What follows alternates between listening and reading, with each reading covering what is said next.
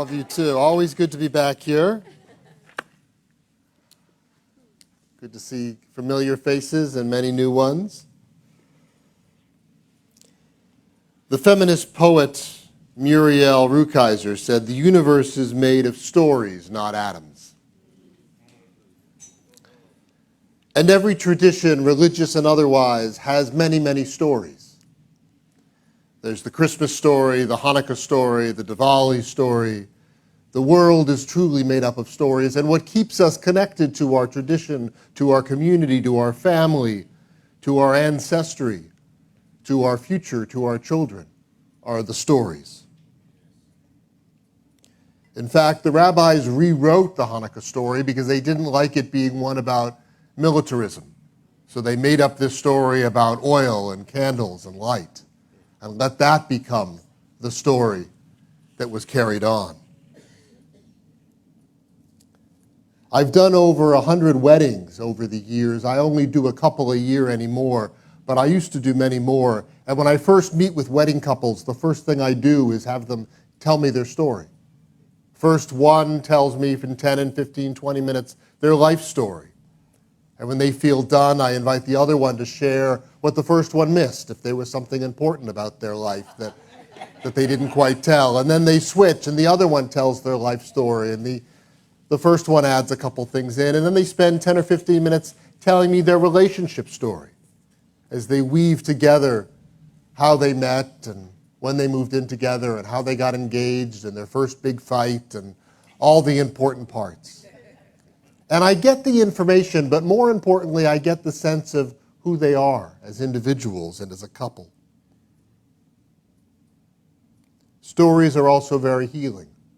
In my work at Exodus Project, helping people coming home from prison and jail, I sit down with many people each week and have them tell me their story in the healing process of coming home. I remember my father of blessed memory, who used to run a computer company for 25 years, telling me that in hiring and firing, stories are very important. He said, if you ever have to fire somebody, bring them in, tell them you're going to let them go, and then let them talk, as long as they need to. And if you really listen, they'll be okay by the time they leave your office. In the Jewish tradition, we have the stories that are held in the 5 books of Moses, the Torah scroll. And then the rabbis added on, and the wise women added on the stories that needed to be read between the lines. It's called Midrash. They're stories that are stuck in, but also ones that are drawn out from what's there. I brought you a contemporary one that I wrote some years ago this morning. It's about Adam and Eve after they left the Garden of Eden. The sun was setting in the west, as if swallowed by their past and a remembrance of the garden's grace. The two of them sat in the hutch that Adam had built. It had been a long day. His feet were swollen from working the stony soil, an almost futile attempt to grow something edible.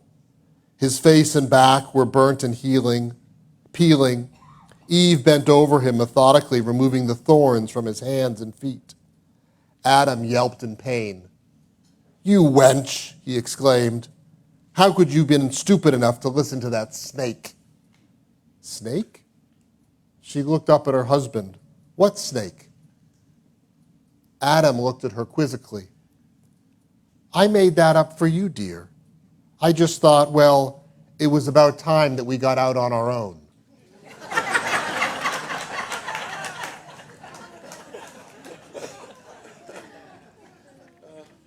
The Nigerian feminist and author Chimamanda Adichie gave a wonderful TED Talk some years ago where she talks about the importance of story and the destructive power of limiting a person or a people to one story.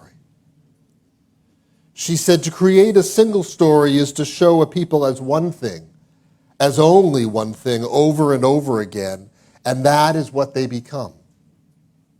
It's impossible to talk about the single story without talking about power. There is a word, an Igbo word, that I think about whenever I think about the power structures of the world. And the word is Nakali. It is a noun that loosely translates to be greater than another. Like our economic and political worlds, stories also are defined by the principle of Nakali. How they are told, who tells them, when they are told, how many stories are told, these are all dependent on power.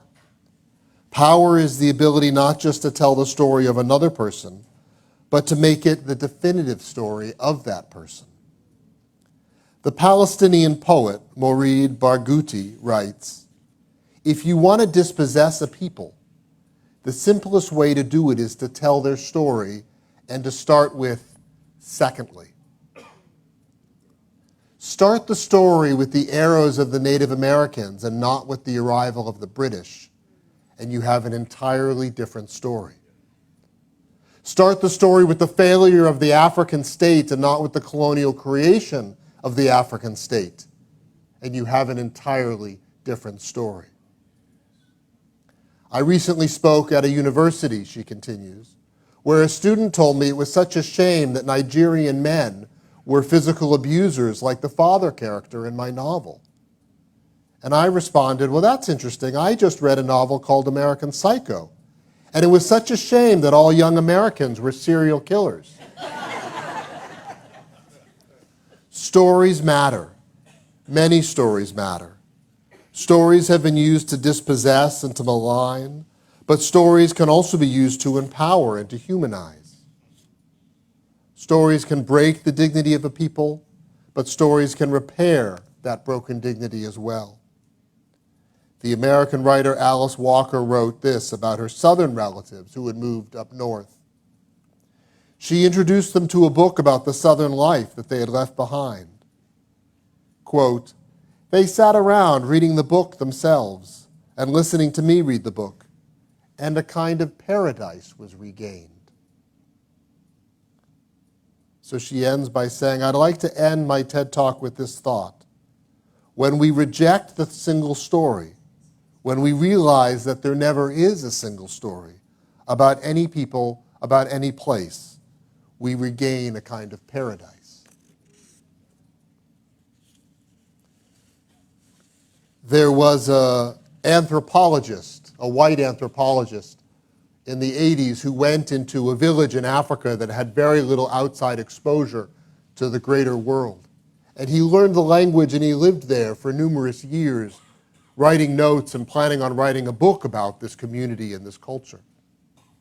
In the third year that he was there, he decided to try an experiment with the approval of the elders of the community, and he brought in a generator, a TV, and a satellite dish.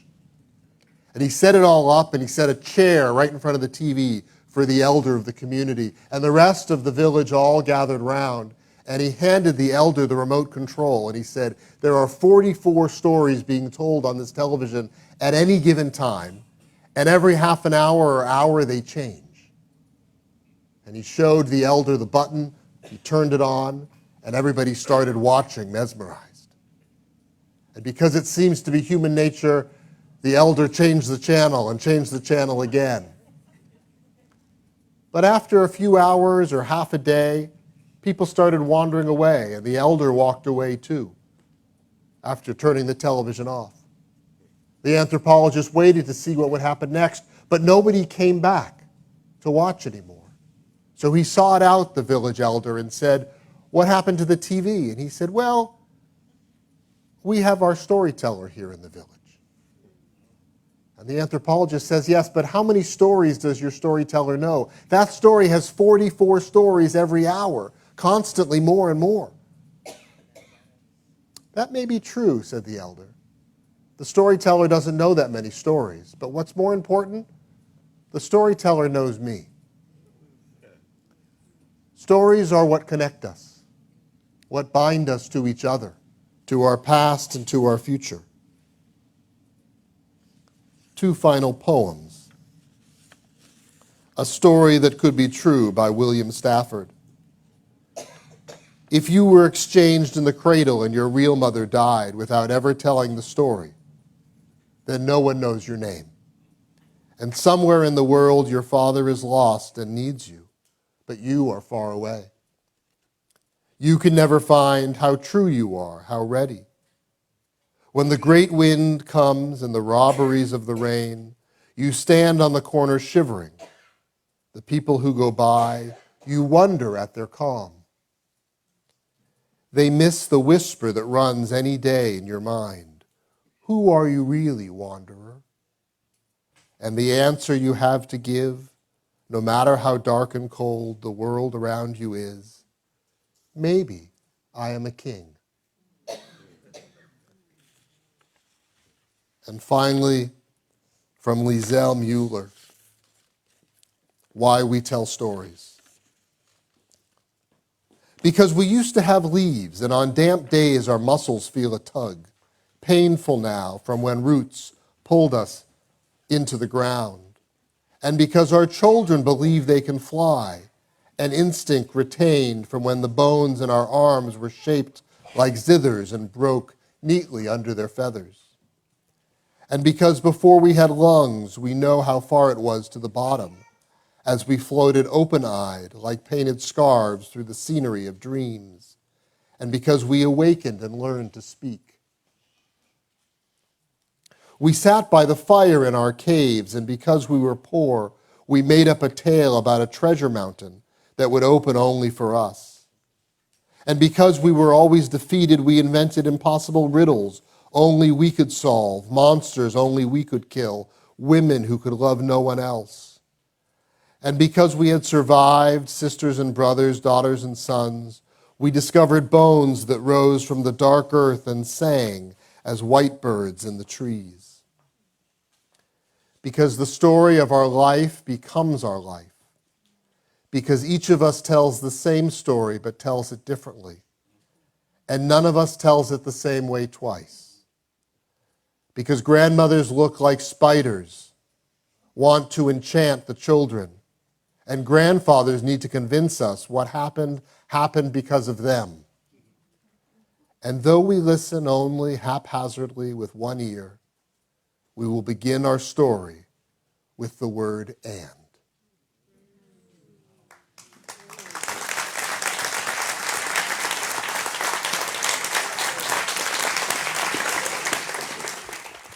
Well, it's Christmas. I'm a Jew.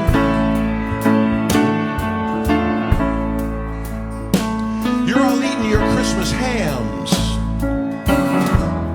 So what am I supposed to do?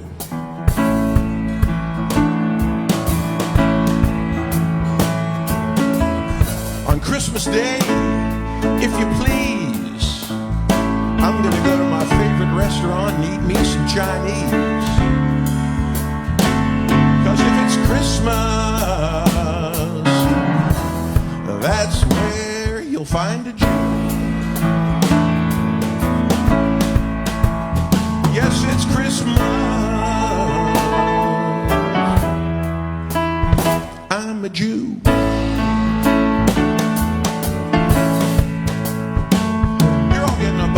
Presents on Christmas.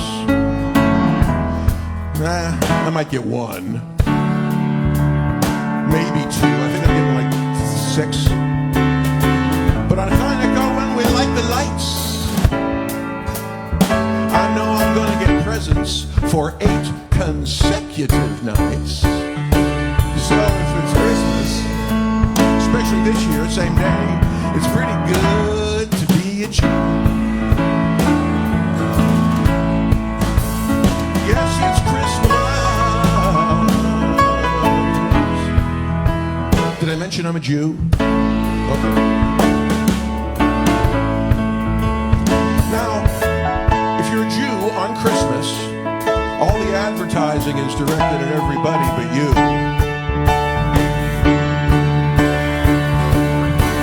But I learned to love Christmas, I guess, when I was making a ton of money in the jewelry business, which I do understand is fairly stereotypical.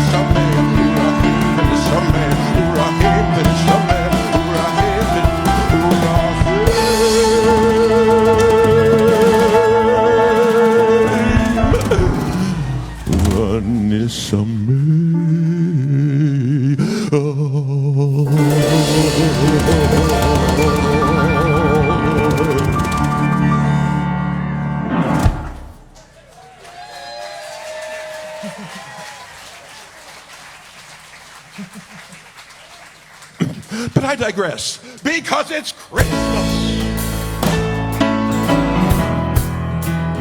Still a Jew, you know. Yes, it's Christmas. By the way, Jesus was too.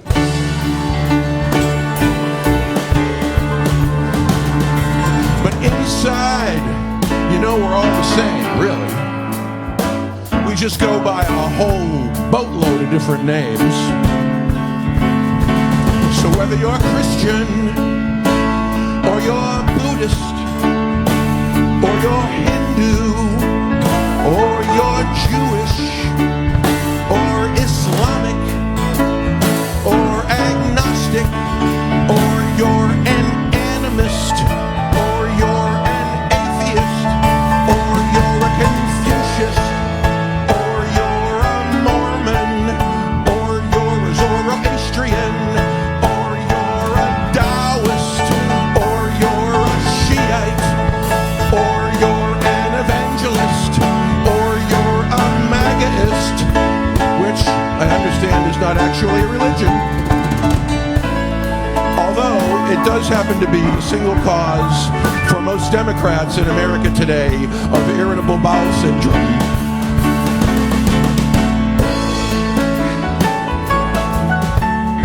I say Merry Christmas. Merry Christmas. Whoa, Merry Christmas. From this Jew to you.